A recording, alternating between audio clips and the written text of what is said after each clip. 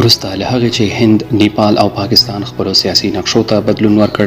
اوس د افغانستان ولس هم له افغان حکومت څخه غواړي تر څو د افغانستان سیاسي نقشې ته بدلون ورکړي. د بشپړ معلومات لپاره د ویډیو تر پایه له موږ سره اوسئ او هغه ملګري چې تر اوسه یې زموږ چینل نه دی سبسکرایب کړی همدا اوس زموږ چینل سبسکرایب کړئ او هم د ټلۍ په نښان کلیک وکړئ تر څو د نوې ویډیوګانو نوټیفیکیشن پر وخت ترلاسه کړئ.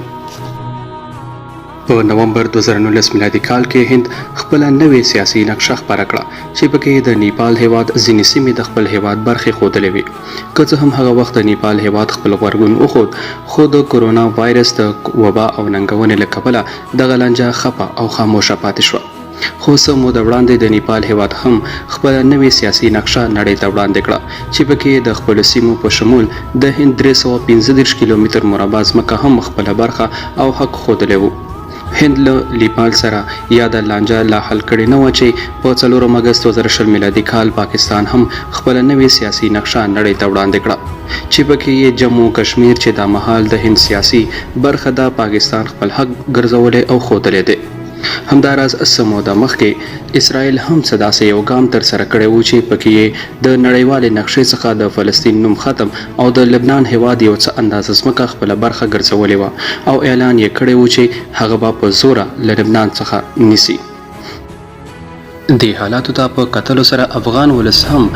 په خپل افغان حکومت فشار راوړی چې خپلې سیاسي نقشې ته بدلون ورکړي او هغه نقشه نړۍ ته وړاندې کړي کوم چې د هغوی انساني، اخلاقي، سیاسي او جغرافیایي حق دی او د کوم لپاره چې له تیرو 73 کلونو راهیسې په میلیونونو قربانۍ ورکړي دي.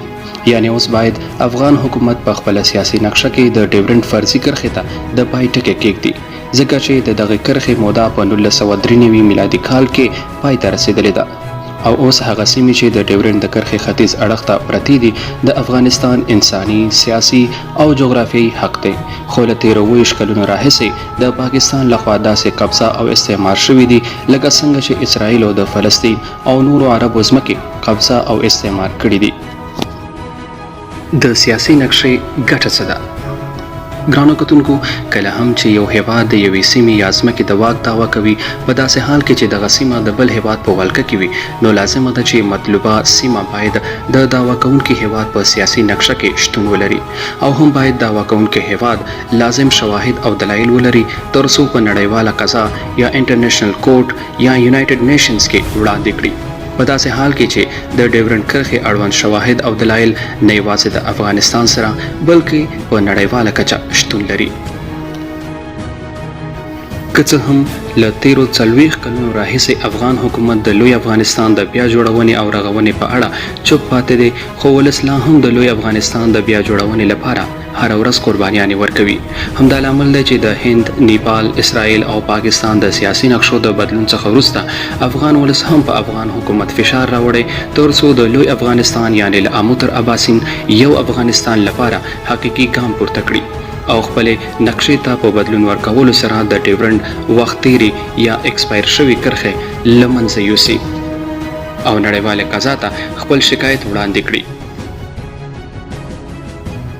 که چیرته د افغانستان سیاسي نقشه په همدې اوسني شکل صورت ولري نو افغانستان نشي کولی چې په نړیواله قضا کې خپل شکایت ثبت کړي ځکه چې تر دې دمه افغانستان کوزه پښتونخوا خپله برخه نه ده ګڼلې. همدا لامل دی چې د ډیورنډ کرښه لا هم د هغوی سیاسي نقشه کې شتون لري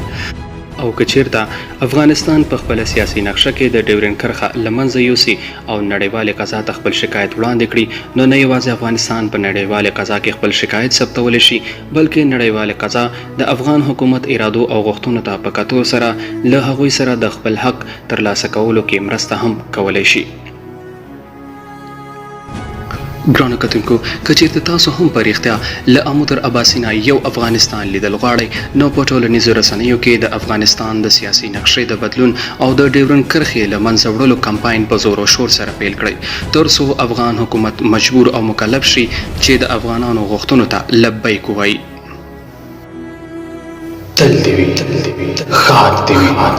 آباد دې وي افغانستان.